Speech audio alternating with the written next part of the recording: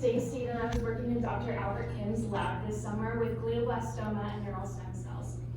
My title is A Human Embryonic Stem Cell Derived Model of the Proneural Glioblastoma Subtype, but that is a really long title with a lot of long and complicated words. So I'm going to break it down, and we're going to talk about what I did this summer. So glioblastoma is an aggressive and fatal brain tumor. About 3 to 4 people per 100,000 people get diagnosed per year, and the prognosis isn't that great. There are some therapies that can help make the tumor smaller or try to cure it, but unfortunately there is no cure right now. There's surgery, radiotherapy, chemotherapy, but the median survival is only about 17 months. So glioblastoma is a type of brain cancer, and cancer is caused by cells that never stop growing. The reason why they never stop growing is because there are mutations in the genes that control the cell growth, and the mutations cause the cells to just keep on growing. In normal healthy cells, the cells know exactly when to stop growing, and then they can turn back on if needed to keep growing, but unfortunately with cancer, they keep on growing. With glioblastoma, there are 3 subtypes. There's mesenchymal, there's proneural, and there's classical. This summer, I'm focusing specifically with the proneural subtype. And with these subtypes, a different set of genes is activated. So as you can see here, with the proneural subtype, this group of genes is highly expressed in that red area. So in each of the subtypes, there's a different gene group that is overexpressed.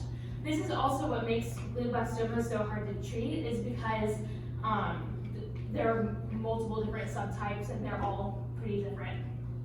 With this proneural subtype, we're looking specifically at mutations in genes TP53 and PDGFRA. Both of those genes in healthy cells, they control the cell growth and replication. Also within your brain, you have multiple different types of cells, and a glioblastoma can start from any one of these different types of brain cells.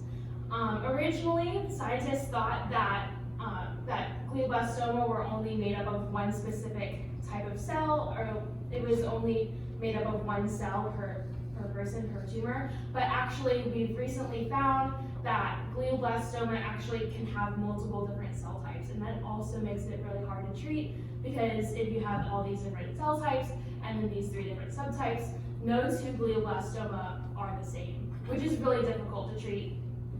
With here, you can see these are some different types of brain cells, and the proneural expression signature that we talked about in the last slide, it's the major expression program for these 3 types of cells. That's why I specifically chose, we chose to work with the proneural signature, is because it is a major expression program for 3 of the cell types in the brain.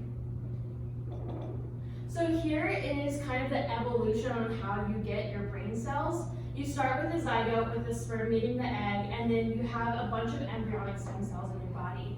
These embryonic stem cells give rise to every single cell that is in your body right now, and so it's really important for these to be able to regenerate, and so that's one of the cells that we're looking at. This is just one specific example talking about how neurons and glia are made, but embryonic stem cells can go on to make muscle cells, skin cells, etc. So then later they go on to make neural stem cells, and that's a lot what we focus on. These neural stem cells give rise to all of these different types of cells that you see here. So that's why it's really important that we look at these neural stem cells as well. Then after neural stem cells, they can then differentiate further into our actual brain cells. So this summer I was working a lot with these embryonic stem cells and these neural stem cells. So here's how we got our cells that we worked with this summer. We start with a human embryonic stem cell over here, and then we can genetically modify it to add on these mutations to kind of mimic what we'd see in normal human glioblastoma. So there is a wild type, and wild type means non-mutated, embryonic stem cell, and then we add on 1 mutation for TERT. TERT is a gene that controls the cell replication and growth, and then we can also add on another mutation on top of that to create a double mutant with TERT and TP53. These embryonic stem cells then go on to differentiate into neural stem cells.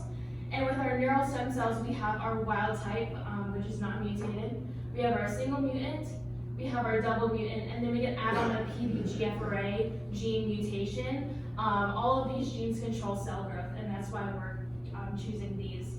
So this summer, the cells that I worked with, almost all of my experiments worked with these 7 different groups, are embryonic stem cells, which are not mutated, single and double mutations, and then our neural stem cells, which are single, double, and triple mutations. So here's an example of some data that I collected this summer. This is a qPCR. At the bottom, you can see that these are genes, and then on the side, it's measuring how expressed that gene is in these certain cells. So the higher the line, the more expressed that gene is. So, and then also the color code, the embryonic stem cells are the lighter colors, and the neural stem cells are the darker colors. If we look here at PAX6 and SOX1, PAX6 and SOX1 are neural stem cell markers, so we want to only pretty much see them activated or expressed in our neural stem cells and not see them activated at all in our embryonic stem cells, and that's pretty much exactly what we see here. It's really important to validate our ESCs are ESCs and our NSCs are NSCs, because these are cells that are really likely to differentiate. That's their job. Embryonic stem cells, their job is to further create other cells, and we want to make sure that in our experiments, we're still working with these embryonic stem cells and our neural stem cells. We want to make sure that they haven't gone too far off the path. And then with OCT4, it's kind of the opposite. We want to see it really activated in our embryonic stem cells and not activated in our neural stem cells. That's because OCT4 is an embryonic stem cell marker. So if, like, let's say our wild type ESC didn't have any OCT4, that would be a red flag, right? Because that means it's not an ESC anymore. And we have to look into that more and probably start a new cell line. And then here with TERT, remember that this is the mutation that is in all of our, we added it into all of our mutated cells, but also TERT is a gene that's naturally in all of our bodies, especially embryonic stem cells.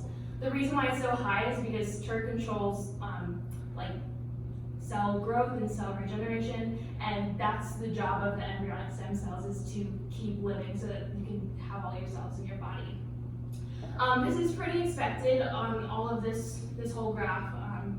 It's what we'd expect, and this is what we'd like to see.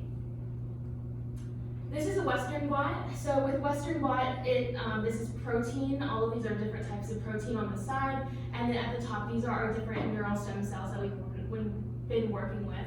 We have our wild type, non-mutated, our single, double, and triple mutants. Now these results aren't really expected. It isn't what I'd like to see. If you remember PDGFRA, that's the mutation that we added on to the triple mutant, but we didn't add on that mutation to the single and double mutants. So it's interesting that we see that this protein is activated. The darker the line, the more protein is activated, and we shouldn't really be seeing that. So that shows that something's probably wrong, and we can't use anything in the single mutant line because there's probably something wrong with that line. With the proneural, we see that it is darker, that PDGFRA is activated, which is what we'd like to see. But the thing is, with PDGFRA, normally PAKT is then darker, and so is PERK, and we're not really seeing that here. If I had more time, I'd love to do this again, but like that's one of the issues that we see with differentiating cells. So this summer I was working a lot on the molecular level. I was looking at the proteins that are expressed, I was looking at the specific DNA and RNA of these cells, but in the future of this lab, we want to make sure that we can get things as a whole, look at glioblastoma as a whole, because that's what tumors are. They're a bunch of cells working together. So in the future, something that we did 2 weeks ago, we injected some mice with mutated NSCs and GSCs that we had, and so we can observe the tumor growth with those mice.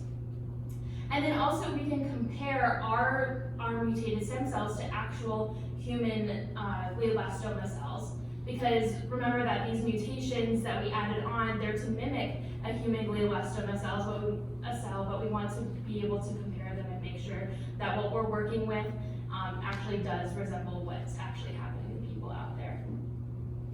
I'd really like to thank everyone on this slide, Pat, Rocky, Dr. Kraft, and Dr. Kim for all their help this summer. I really appreciate you all, and this summer has really been amazing. And thank you very much.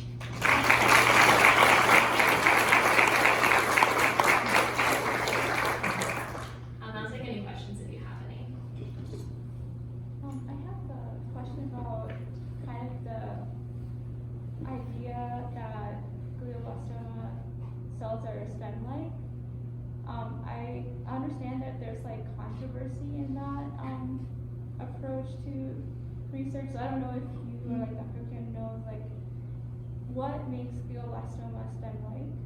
So we're specifically looking at the stem cells because, I mean, it gives rise to all of the other different types of cells that can then have those mutations. So it's kind of like a more like higher up on the hierarchy, and then maybe in future experiments we can look on a specific like cell basis without these stem cells.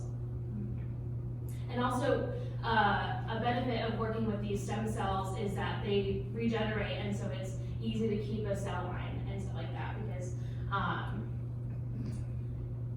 like these often regenerate, but then these, they pretty much like stay there and die, and then the reason why you have more neurons is because it further differentiates. So it's easier to work with stem cells in a way.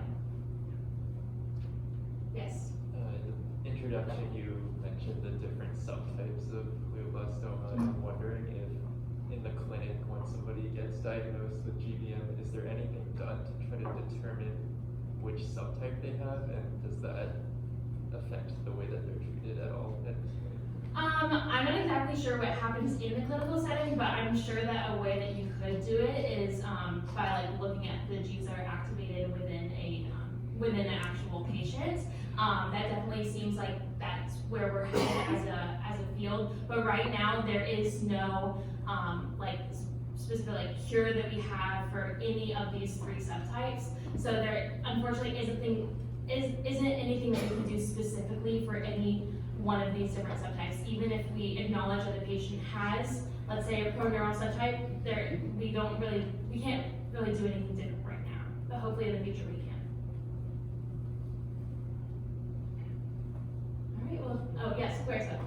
So on your Western blog, first it's beautiful. Thank you. So I had a question. The pro is a triple mutant, right? So Yes. you're trying to get into discuss three different things. Mhm.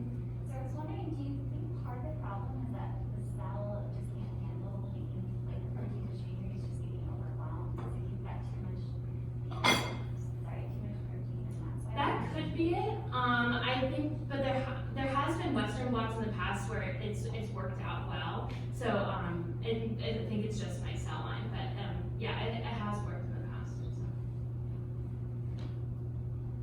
Very cool. Well, thank you all for coming.